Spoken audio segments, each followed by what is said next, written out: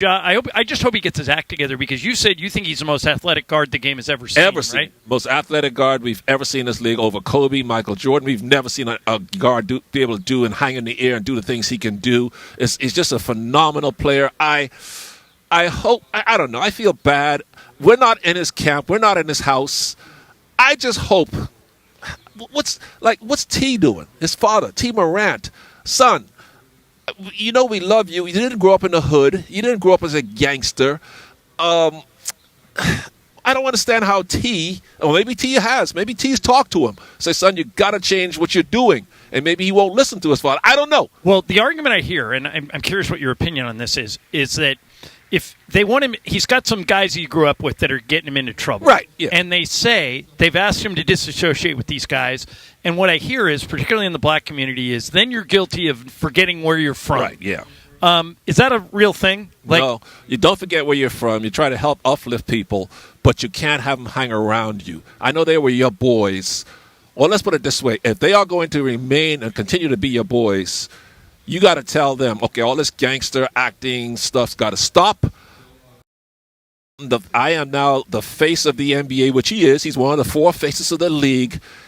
And his agents, accountants, business managers have to sit his crew down and say, listen, and I've said this before, I've said it publicly. You see what LeBron did with his friends? You see the empire they built? Right. You guys have a chance to do this and be professional, adult, young men like Maverick and Rich Paul and Randy Mims. And these guys have built up their empire and the way they conduct themselves like grown, mature adults, like professionals. You guys can do the same thing, following their footsteps. How about you try to emulate what LeBron and his crew, his friends have done, and build a business empire like him instead of running around acting like you want to be a bunch of thugs? I don't get it. Yeah. Selfishly, Michael, I just want him to get his act together because I love watching him play, and I want to see him have a long career.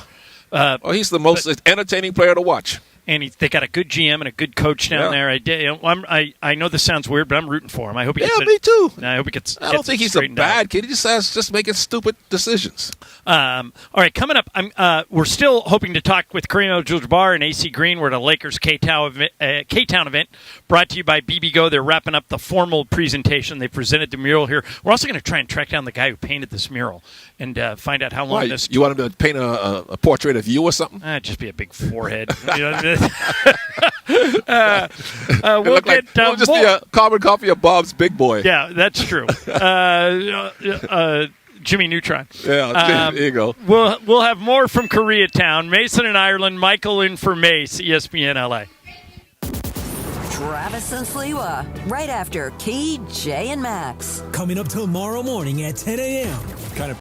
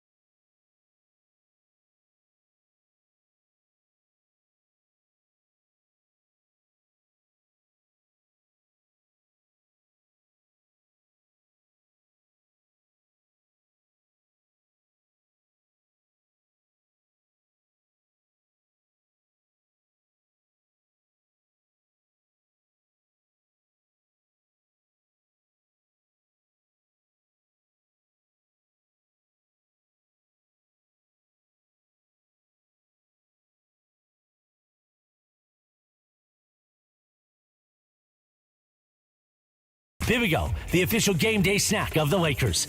Let's head back to Koreatown and back to John Ireland and Mychal Thompson. Thank you, Chris Morales. And we are in Koreatown at a Lakers K-Town event brought to you by bibigo. We're having a lot of fun here. Greg and I are now on our thirds from the bibigo truck.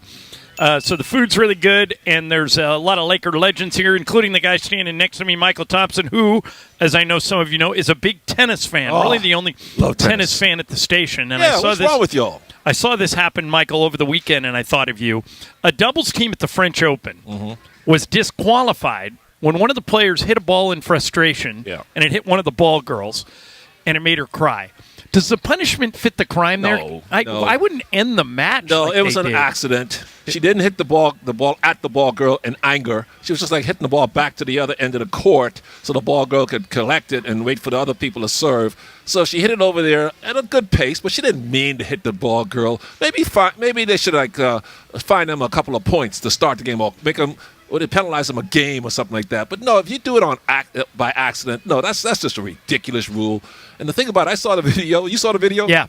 The ball girl was crying for 15 minutes. I don't know, the ball barely hit her. I know. Come on, man. It wasn't like she got hit by a baseball. It was a tennis ball, Bergman. And she was weeping and crying like she just got hit by a Randy Johnson I can tell by the basketball. look on your face. You thought this match deserved to be canceled because of this? No. I don't think it deserves to be canceled. But, how fast do you think she hit that?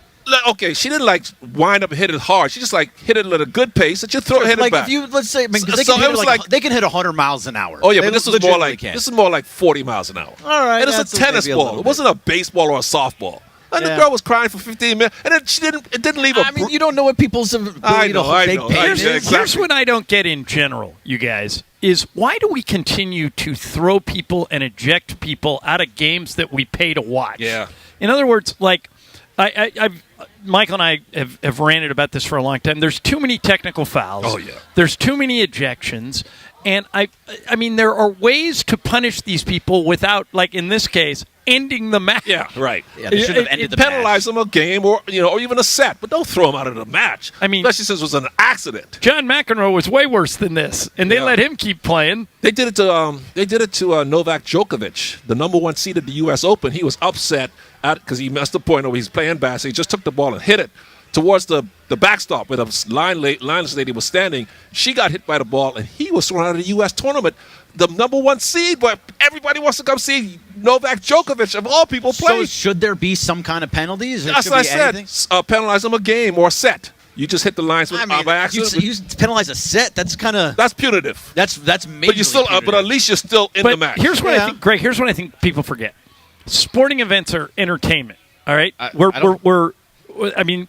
networks are paying top dollar for rights fees. People are paying top dollar for tickets.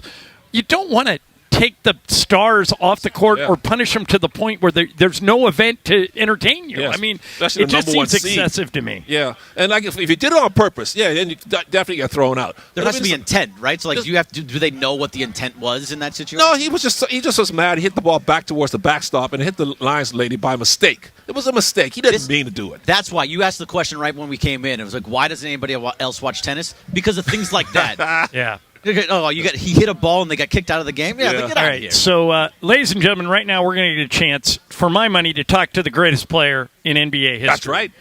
Kareem Abdul-Jabbar is here as part of today's event, and the captain is nice enough to give us a couple of minutes here. Mychal, you got to see Kareem and spend a little time with him at the Lakers Showtime reunion in Hawaii. Yeah, he he shot up a sky hook. He could still score 10 points a game. He was playing. That's right.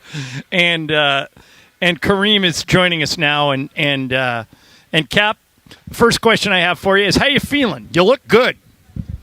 Yeah, I'm doing all right. I have no complaints. Good. Well, it is great to see you. What do you make of Nikola Jokic? Interesting array of talents. Right. And he can see the whole court, and it's nice the way he moves the ball around when he doesn't have good opportunities. He finds the open man and hits him. I think it's a great setup the way they have the team, because they got guys on the outside that can really hit it. But Miami came out in the fourth quarter yesterday and shot the lights out. I mean, I didn't expect that. Yeah, they played great. Kareem, the game has changed so much since us old-timers played. If 20-year-old Kareem was coming in that day, or 19-year-old Kareem, and John Wooden was coaching you, would he allow you or encourage you to shoot threes, or would he keep you your foot in the paint? Geez, I don't know, man. You know, all the tactics have been turned upside down and around by the 3-point line. Yeah. So you think that's good for the game, or yeah, I think it's good. It makes all the players versatile. You know, the big guys now have to be able to go out there to the 3-point line and affect the game.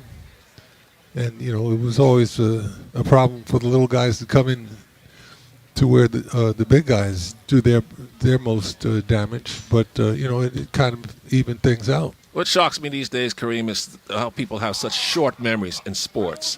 I know you've heard of Victor Wembanyama, right? The youngster coming from France. He's 17. He's 19, but he's 19. Yeah, okay. He's 19 now. He's going to be the number one pick in the draft. And people are saying, Kareem, that this young man, 7'5", plays like KD, is the greatest prospect in NBA history. Now, Kareem, sometimes I wonder, did they ever hear of a guy named, I don't know, Lou Alcindor, then, of course, named Kareem Abdul-Jabbar? Did they forget about someone like you? Well, I don't know. You know, he's bigger than me. He's got certainly a larger array of talent. Let's see how he uses it, and then we can talk about it, you know? Kareem, I've asked this question over the years a lot, and still there is no answer that makes any sense to me. Maybe you have one now. The skyhook was the most devastating weapon in the history of the NBA. Nobody could stop it, and yet nobody has copied it. You and I were with the Clippers briefly. I know you tried to teach it to Michael Candy. He couldn't do it. You tried to teach it to Andrew Bynum. He tried it a couple times, then kind of abandoned it. In your opinion, why has no one mastered the skyhook since you? I think it has to do with the fact that they're not showing kids how to do it when they're, you know, in grade school. It's very simple. But, you know, you got to be able to palm the ball, you know, right, to do it. And if you can't do that, it's more difficult to shoot a hook shot with two hands. But you can still do it. But it's more difficult. Yeah, it doesn't seem to make any sense. What do you think about our boy Pat Riley? Looks like he's on the verge of another championship if they take care of business in Miami. All they got to do is win all their games in Miami, and they're the NBA champions. How does Riley keep doing this, Kareem? Well, they got the home court advantage for right. the time being. Mm-hmm. And if they take advantage of that, they're in like Flynn. No, I think they must know how to draft guys. They had the guys that they had on the court at the end of the game shot the lights out. Michael Strus and Vincent, those guys, yeah. Duncan Robinson and Max Strus, Gabe Vincent. Everybody. They just negated a very good brilliant effort by Denver. Yeah. You know, Denver came out there and they played a great game. Jokic was unstoppable. But the thing is about him, Kareem, yesterday he had 41 points, and Ramona Shelburne asked a great question that Eric Spoelstra took offense with. She asked him, Eric, it seemed to be that you guys allowed Jokic to score 40 points and shut down the rest of the guys. Is that a good strategy to let Jokic get 50 but stop the other guys? They're not letting them get 50. Well, you know, that's what Spoelstra says.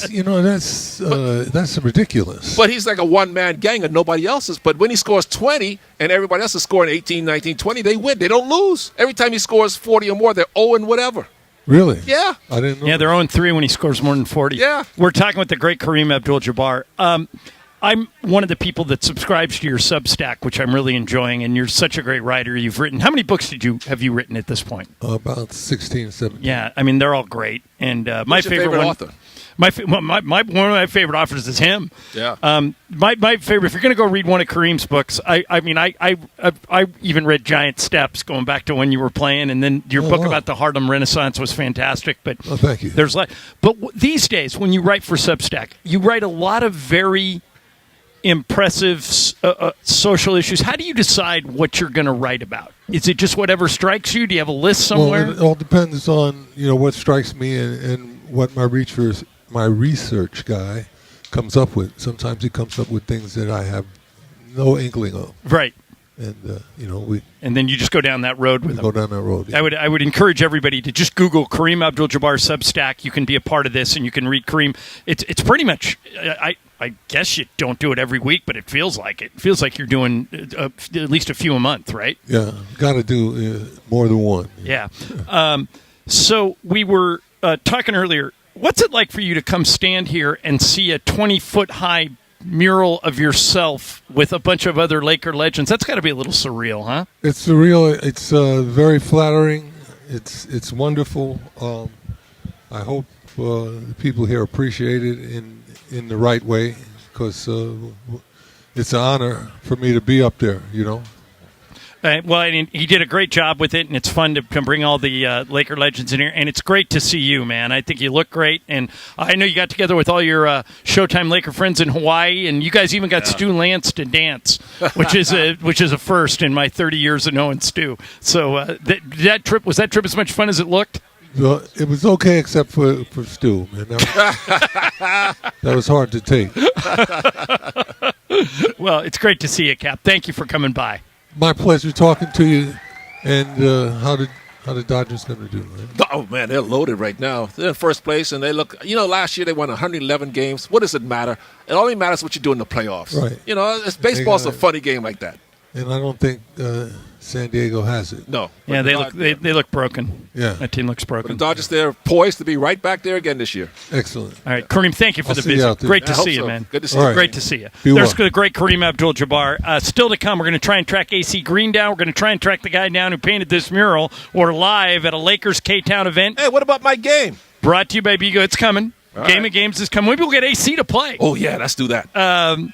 Lakers K-Town event, downtown Koreatown. and Worthy, too. Let's get Worthy in the game. Brought to you by bibigo. They got nothing else to do. Look at it. He's just ESPN walking LA. around eating.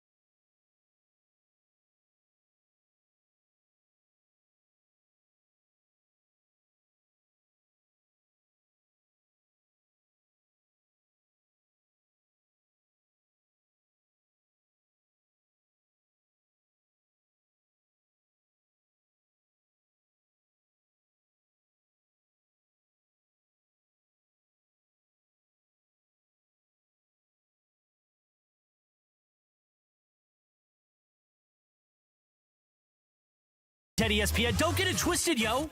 The most downloaded sports radio show in Los Angeles. The podcast, that is. Mason and Ireland, the #1 most downloaded sports podcast in Los Angeles. The #1 most downloaded sports podcast in Los Angeles, and we thank all of our podcast listeners for that. If you ever miss a moment, get your fill anytime. Just search Mason and Ireland wherever you get your podcast.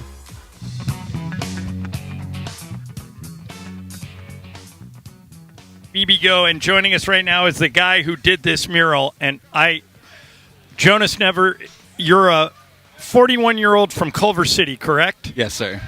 How in the world do you tackle a project this big? Let me just start with this. How long did it take? This one took a little bit over a month, but it was also leaving early some days to go watch the games and fight traffic to and from K-Town. And you did it by yourself, or yes, you had help? Yeah, I did it all by myself. Wow. So they come to you and they say, here's our idea. We want to celebrate Laker legends. Take me from there to when we get to this. What happens after that? From there, I was trying to figure out how to narrow it down to 8 players. Right. And then they went with the Michael's mad you didn't put him up Yeah, there. you didn't put the 2 best-looking Lakers up there, me and Rick Fox.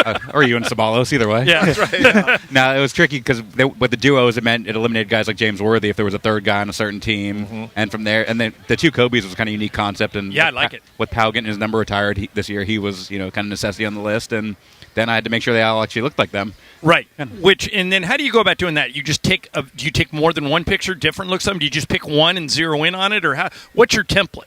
With this one, it was a little tricky because we had to make sure they all looked like it was one cohesive photo. Right. Usually, I'd have one guy dunking, one guy getting a rebound. You can kind of play with different lighting. With here, luckily, Andy Bernstein's been taking Laker photos for a million years, so he had a pretty good portfolio to work from. Right. And yeah, I was finding that. And then every once in a while, you have to put one head on a different body to make sure they were wearing the right jersey, so they were all going yellow and. Then just making sure it fit on the wall behind. Now, Jonas, has this become sort of a tourist attraction? People come in to take Laker fans to take the pictures in front of it?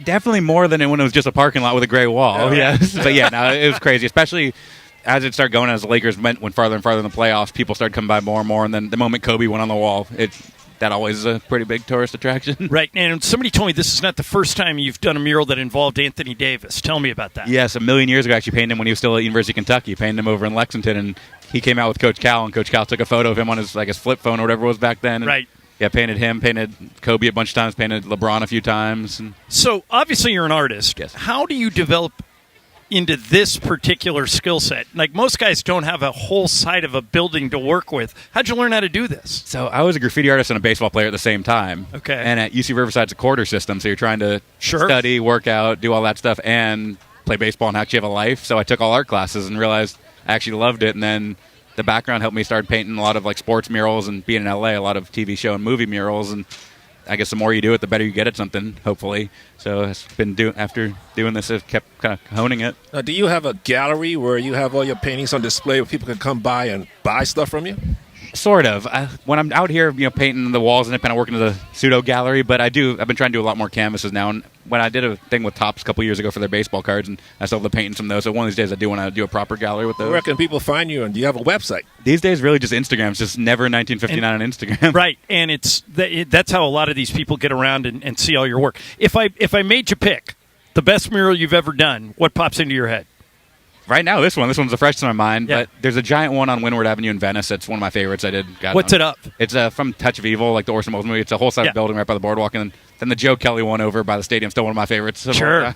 Joe is such a colorful character. He's coming back to town next week, so now, do you need to touch this up at all, or is it up to stay forever, or is an artist like you need to come and weatherproof it, for lack of a better term? I've already to touch up a few other numbers where people take photos in front of it in their feet, leave little scuffs on the white of their jersey numbers. Right, so I've already touched that so up. It's not unusual to have to touch it up every once. You have to babysit a little bit. A little bit. It's hopefully this will last pretty well. Red murals fail it. This should be good, but if anything happens, nothing to ladder and some paint can fix. All right, last thing for you.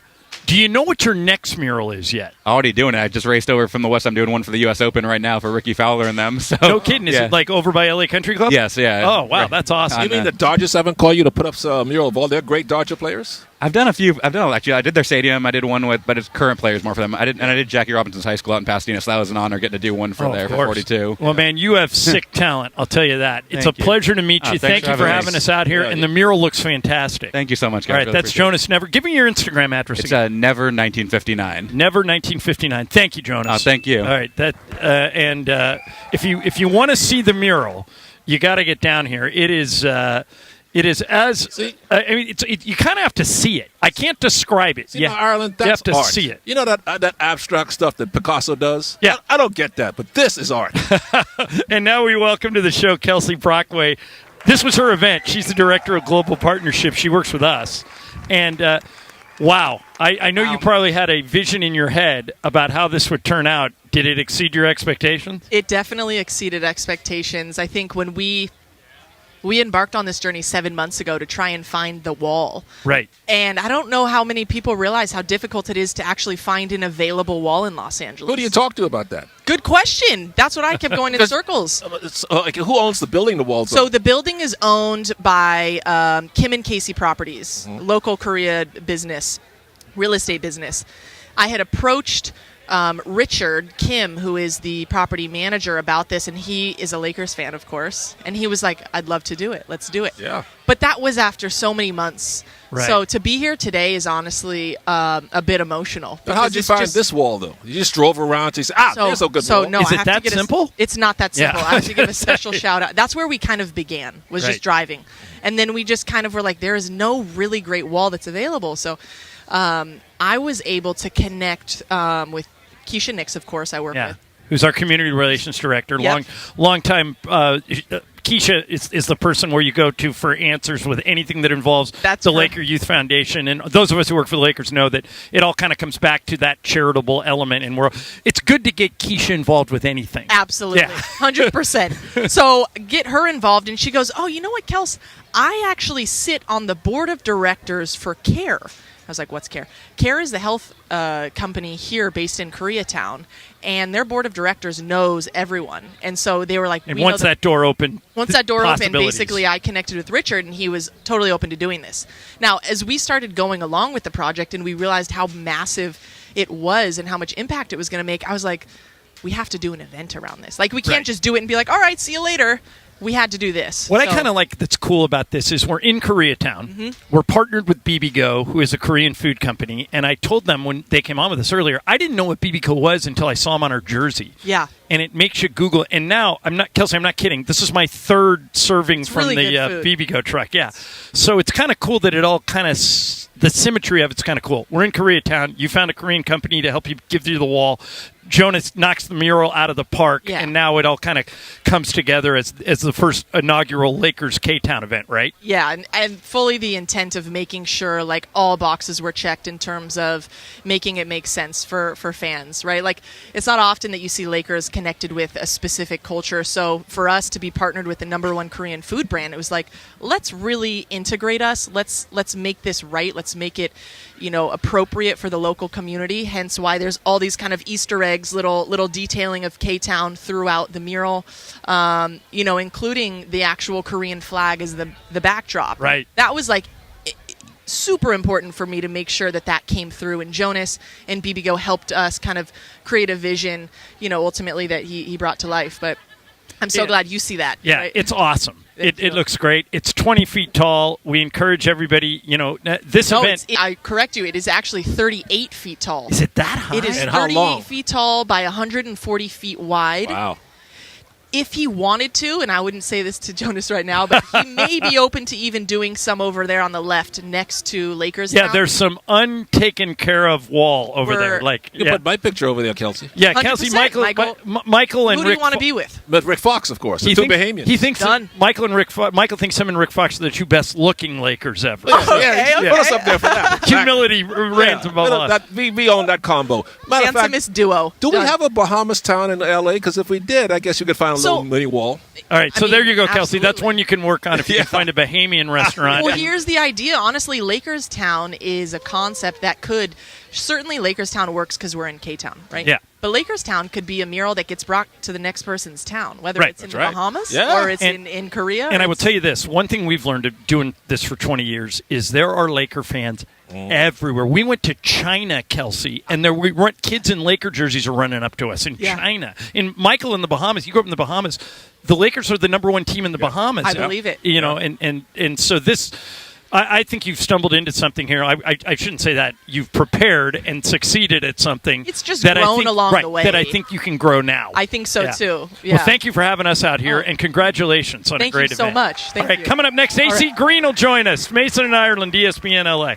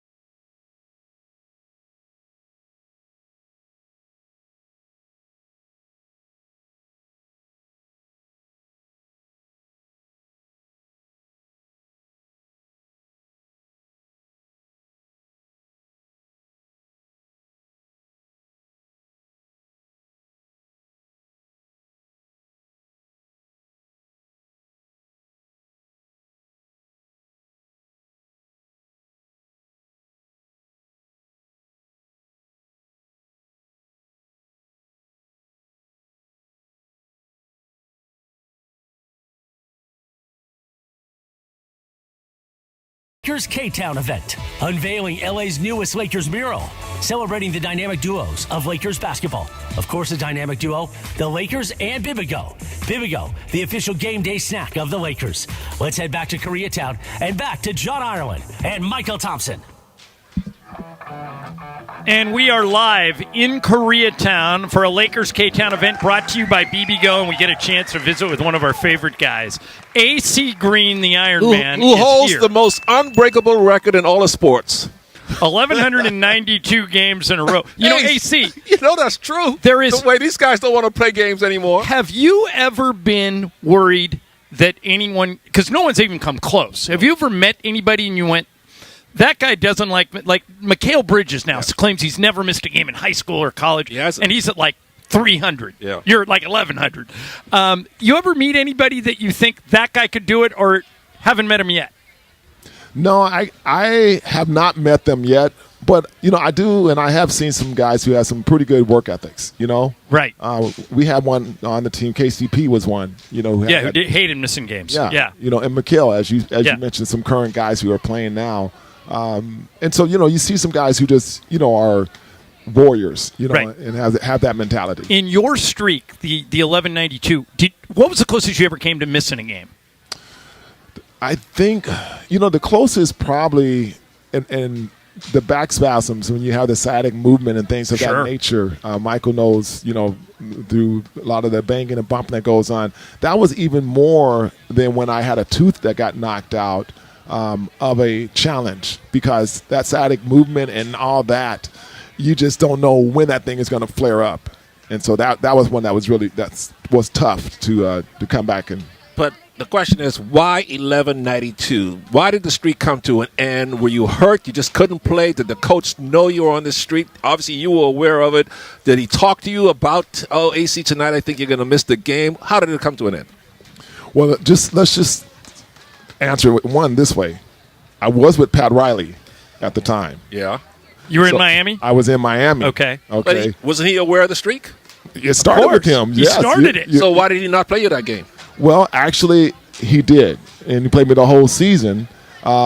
And it was only I retired is the answer to that question. So you didn't miss a game as an active player at the end. I actually officially retired. Okay. Yeah. All right. That's So how I came to an end. the most amazing thing about your career to me is that you won a ring with Pat Riley, Magic Johnson, and Kareem, and then at the end of your career, you won a ring with Shaq and Kobe. So you're the only person who can really answer this. You played for Pat Riley, and you played for Phil Jackson. What was the biggest difference between those two great Hall of Fame coaches?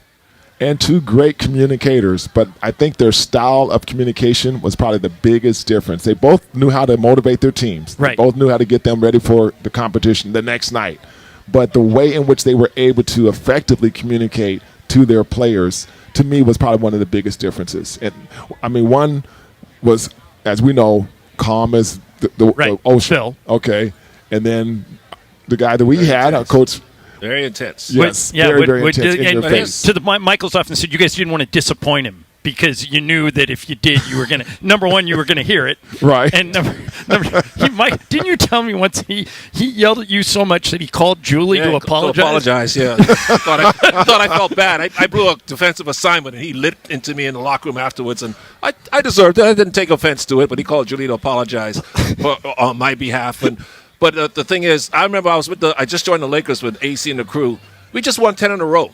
Right. And we lost, I think, in Utah, and Riley we were down by 20 or something like that. And he was so incensed he broke the whiteboard. Right. Jeez, Riley, we just won 10 in a row. What's the big deal? Right. But that's the standards that you guys set. And he expected this team to win 20 in a row, not just 10 out of 11 or something like that. But here's the question, Ace. You played with Shaq and Kobe. You played with Magic and Kareem. I want to ask you who's the best combination of those two, but who was the most dominant out of those guys, Shaq and Kobe or Kareem and Magic? It's a great question. Now, as you know, Michael, it is. But that consistent domination would be probably Magic and Kareem, because you pretty much, like clockwork, knew you were going to get two guys who were not going to take a night off by any question or state of the imagination. Yeah. Shaq and Kobe, not saying that they did, and not saying that they were consistently questionable, but as far as just 82 straight games, one, both those guys are probably going to be playing, and two, they were going to be bringing it at a super high level. So I probably would say that in a close race. Yeah. All right, AC, we specifically wanted you in this exact spot Okay. because we play something every day called Game of Games. Yep. Okay. Michael wrote the game today. All right. It's multiple choice, so you won't get embarrassed. All right. But it's going to be me, you, Bergman, and Jorge back in the studio. Okay. Game of Games is powered by Call Jacob. Winning matters. That's why after an accident, you have to go to calljacob.com or call 844-24-JACOB. That's 844-24-JACOB. Okay, Michael, 4-horse race. What's the game today? All right, boys. First question is, you guys know what tragic historic event in history happened today? Anybody? Something political. June 5th. I don't know. Today is the 55th anniversary of the assassination of Robert F. Kennedy. No kidding. I didn't know that. It happened here. That's right. In L.A. Now look at Cole and Chris. They didn't even know who Robert Kennedy is. Look at them. All right, here we go, boys. Robert Kennedy was assassinated on June 5th. Today's date of which year? 66, 67, or 68? Jorge. 68. Greg. 66. I think it was 68. AC? 67, 66, or 68? 8. 68. Boom. Okay, so everybody on the board except Greg. Robert F. Kennedy. The F stood for what? Frederick, Fitzgerald, or Francis? Greg? Francis. Idea. This one's me. I'm going to say Fitzgerald. AC? Fitzgerald. Fitzgerald. Jorge? Yeah, Fitzgerald. It is Francis. Oh, I got it right. Okay. Hey, Game is tied. Everybody's got swag, one. Baby. Robert Kennedy was shot in which L.A. hotel? The Embassy Hotel, the Heritage Hotel, or the Ambassador Hotel? This one's me. I'll say Ambassador Hotel. AC? Ambassador Hotel. Jorge? Ambassador. Greg? With the crowd. Ambassador. Yep, everybody got that. Everybody's got 2. How many siblings did Robert Kennedy have? 7, 8, or 9? How many siblings? AC, you came from a big family, did you not? I did. Yes, so 7, 8, or 9 siblings for RFK. 7. I think he was one of 8. I'm with AC. I think it's 7. Jorge. I'll say 8. Greg. I'm with Jorge. 8. It is 8. Ooh, okay. Greg and Jorge take the lead. Robert Kennedy served in his brother's administration as what? The Secretary of State, the Attorney General, or Secretary of Defense? Jorge. Defense. Secretary of Defense. Greg. Attorney General? I say Attorney General. AC? I'll pick up one saying the state. It is Attorney General. All right, Bergman's got the lead. How old was RFK when he was assassinated? 41, 42, or 43? Is that me? Yes. 41. It's me. I'm going to say he was... I'll say 41 also. AC, 41, 42, or 43? 43. Jorge. Yeah, Michael's jersey, 43. 42. Oh, nobody. Nobody. RFK His played, games are hard, AC. RFK played football at which Ivy League school? Yale, Harvard, or Brown? This one is me. I'm going to say Yale. AC. Yale, Harvard, or Brown? Harvard. Okay, we got a Yale, we got a Harvard. Jorge. Brown. Brown. I'm with Jorge. Brown. What is it, Michael? Harvard. Is that AC? AC got it. Yay, all right, so nicely now done. get a load of this. Greg has 4. Everybody else has 3. Ooh, all right? it's close. Yeah, it is close. All right, go ahead, Mike. We'll do 5 more. Go ahead. Which L.A. Ram was with RFK when he was shot? Deacon Jones, Rosie Greer, or Merlin Olsen? Okay, AC, that's you. Deacon Jones, Rosie Greer, or Merlin Olsen? Rosie Greer. Jorge. Olsen. Greg. Rosie Greer. I also think it's Rosie Greer. It is Rosie Greer. Okay. RFK's assassin 4 more. was from which country? Syria, Egypt, or Iraq? All right. It was Sirhan, Jorge. I remember that. Where was he from? Syria, Egypt, or Iraq? Syria. Greg. Iraq. I think it was Syria. AC? Syria. It is Syria. Dang. Okay, no. so now... We're all tied. Now, AC, John, and Greg all have 5, and Jorge has 4, and there are 3 questions left. Boy. RFK, as Attorney General, ordered U.S. Marshals to protect James Meredith as the first black person to attend which university? Alabama, Georgia, or Mississippi? Greg. Alabama, Georgia, Mississippi. I'm going to say Alabama. This one's me. I'm going to go Mississippi. AC. I'm going to go Alabama, Georgia, or Mississippi? All right, Mississippi. Jorge. Georgia. It is Mississippi. Oh, no. AC and I have taken the lead, and there are 2 left. Oh, come on. Sirhan, RFK's assassin, alive or dead? Oh, this is a good one. You have to go first. Me and AC will go first. Yeah. Okay, I think he's got to be dead. We'd know if he's alive. I'll say dead. What do you think, AC? Same. I'm agreeing. You're going with you. dead. All right, Jorge. Alive. Alive, great. Yeah, I want to make up the point right now. Alive. Alive. Yeah, let's go. He's 79 years old. Okay, so we'll get a load of this. This is the last one. Jorge, you get to go last. AC, Greg, and I are all tied at 6 apiece. So we'll have a winner or we'll go to a tiebreaker. Ooh. Go ahead, Michael. RFK was a collector of what? Stamps, coins, or baseball cards? Stamps, coins, or baseball cards. I have no idea, and I'll go first. I'm going to say coins. AC. I actually was going to say coins myself. Okay. Greg. I'm going to say baseball cards. Jorge, you got to go stamps, okay? I know this one. It's stamps. It is stamps. It's stamps! Wow. We're all tied. So it's 6-6-6. All right, so now we play until we have a winner. Go, Mike. How many kids did Robert and his wife have? 9, 10, or 11? Jeez. All right, Jorge. 9. Greg. Let's be different and say 11. I'll go 10. Oh, AC. we're going to have Oh, he was 42. I'm going to say 9. 11. Hey, that's the W! Greg Bergman I won a wins Michael it. Thompson game for the first time ever. AC, that Wow. was excellent, Nice man. job. For a rookie, man, you came in and owned it. That's right. Man, Birdman, Greg, he wants to give you pies. No, those are your pies. Those are your pies. I owe you. Good game, by the way. Nice job. Nice Wow. job. We do those. Can you believe we do those every day? Seriously? Yeah, right. We rotate who writes it, but we do it every day. That was actually good. That's fun. That Oregon State education of yours is by the way, that's something you two have in common. Michael loves Portland. You grew up in Portland, right? Yeah. He's a legend up there. Now, so when you guys were playing and you'd go up to Portland, I think Chick told me once, didn't your mom make food for everybody and they went to your house? Yeah. That was one of our rituals. Definitely getting that home cooking for mom and her little group, and all the church ladies up there made all the fixings. And it so happened was kind of great. wherever you went, right? Like when you went to Michigan, you went to Magic's mom. When you went to Worthy's house, you went to Worthy's mom. And yeah. A lot of people don't know this. I don't know if Worthy's still running around here, but Chick's famous line, the last thing he says is, this game is in the refrigerator. The lights are up. Last thing he says is the Jell-O is jiggling. He got that from Worthy's mom. Worthy's mom called.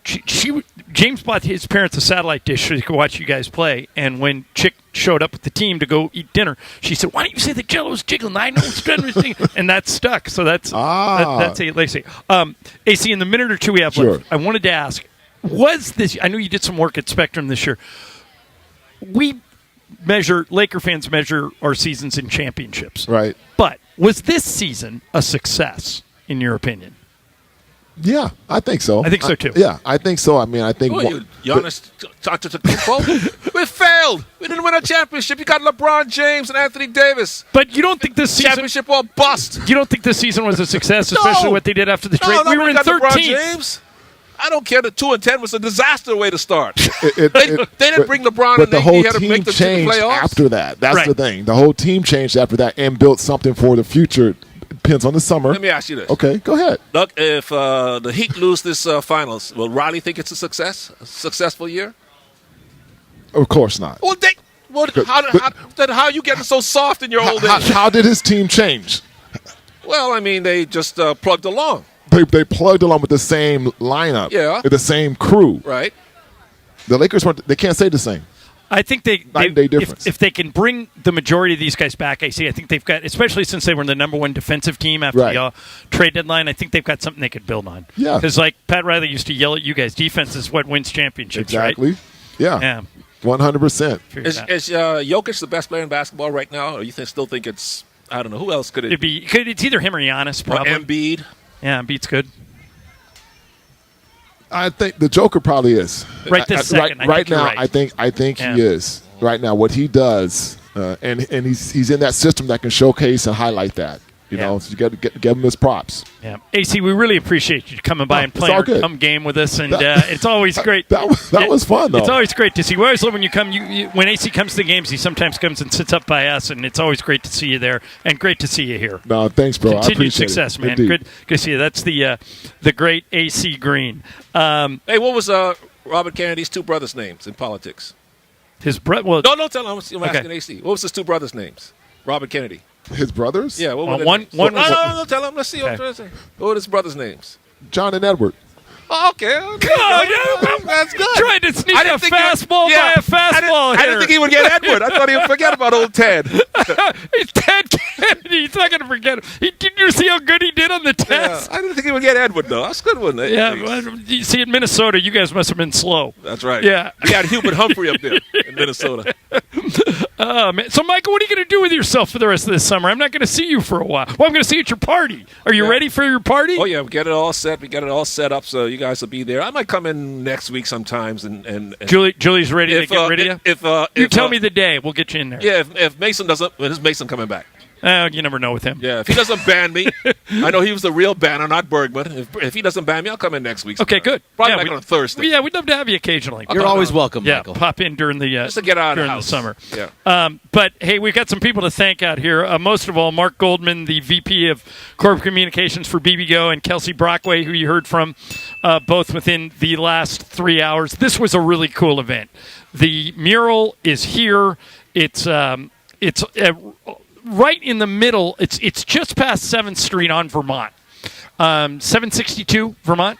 782. 782. Yeah, it's right. You can't miss it. And you can come by and see the mural when you're ready. It's really cool. 38 feet high, and LeBron, AD, Pau Gasol, 2 Kobes, Shaq, Magic, Kareem. And we hope you enjoyed hearing from all the Laker legends today.